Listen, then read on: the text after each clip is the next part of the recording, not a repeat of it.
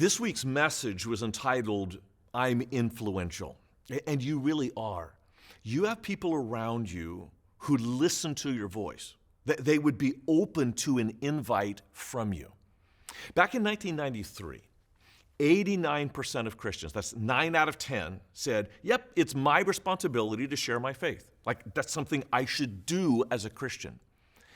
In those years, since 1993, it has dropped 25 percentage points. Today, only 64% of Christians say, it's my responsibility to share my faith. I think a lot of people think that because it's just kind of common lore that everyone believes that religion should be a private matter. What does Jesus think? We actually know. Matthew chapter 10, verse 32 and 33. So everyone who acknowledges me before men, I will acknowledge before my Father who is in heaven. But whoever denies me before men, I will deny before my Father who is in heaven.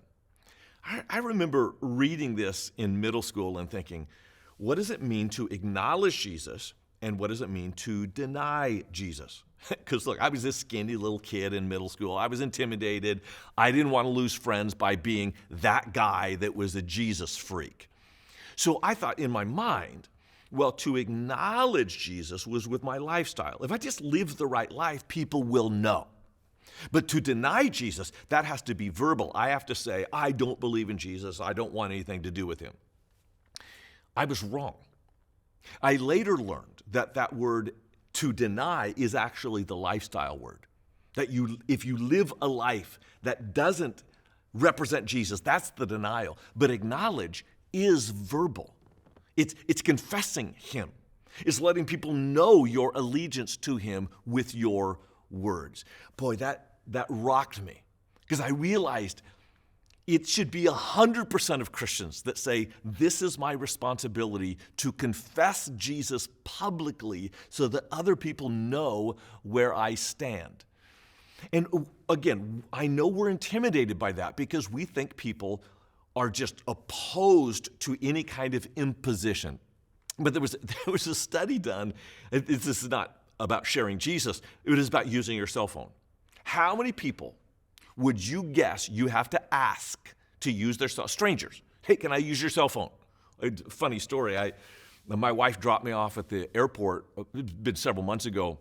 I'm getting ready to go on the plane, and I realized I left my phone in the car. Well, my boarding passes, my driver's license, it's all on my phone. And I just thought, I cannot get on the plane, and I don't have any way to call her. So I ran up to this woman. I said, can I use your cell phone? He said, that's what I'm talking about. She let me, by the way, and my wife came back, and I got on the plane. Thank you for asking. I know you're concerned. But how many people would you have to ask, strangers, to use their cell phone before one would let you use it? Most people think that it'll be like maybe 1 in 3, 1 in 4. Nope, it's not. It is 1 out of every 2 people would let a stranger use their cell phone if they asked. And I think that many of us, it just illustrates that many of us think that strangers and people who don't know us well are more opposed to a personal ask than they actually are.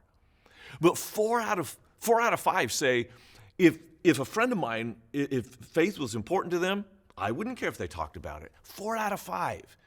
Okay, so the one who is offended, if you say, hey, I want to talk about the faith, go, no, don't talk about it. Just don't talk about it.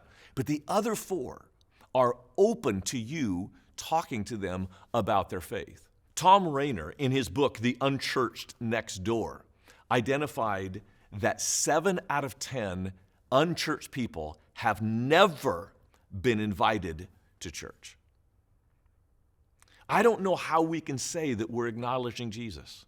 As Jesus said, you acknowledge me before men, I will acknowledge you before my Father in heaven. I don't know how we can claim to acknowledge Jesus and leave 7 out of 10 of our unchurched neighbors uninvited to church when we know that 4 out of 5 of them are open to an invite.